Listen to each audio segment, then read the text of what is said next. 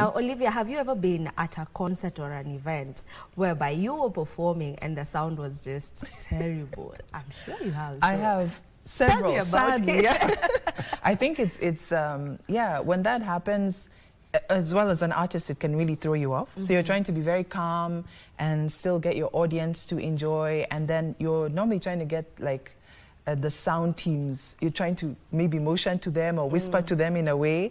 Yeah, it can be very frustrating, and I think that's why it's so important, one, to know your sound team, two, to have a good relationship, and for it to be a collaboration, because it takes two people. And even me as an artist, I need to also understand the role I play, right? Because there's some maybe rules or tips that the sound team might give me, like, okay, it's better use this mic, maybe stand in this position, because they understand the room and what's happening.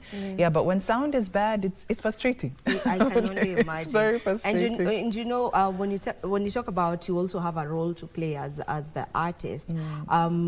Had you gone for your sound check? Because sometimes after the event, you know, you'll hear people saying, oh, she was complaining on that stage, but she didn't even show up for the sound check. Yeah. So I think everyone has a role to play. Yes, right? Absolutely. And I really respect sound checks. Like, I will ask you, when do I need to be there for a sound check? Like, if I have to be extra early, I always try and also introduce myself. I will find the sound engineer and I'll just say, hi, I'm so-and-so. I get their name. For me, that's really important. And then, you know, we do the check, and then I try and communicate as best as I can what I like.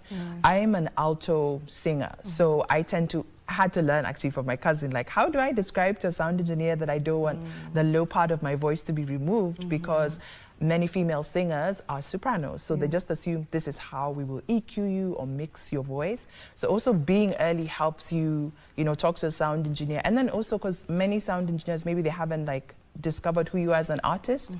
Maybe they're just doing many gigs after gig after gig. So it's important for them to just interact with you in those few minutes. So yes, sound check is very, very vital. But again, it's a collaboration. So I find for me with sound checks, it's about also trying to get certain sound engineers to listen to me with what I want. I think Byron can speak on that, on that as well.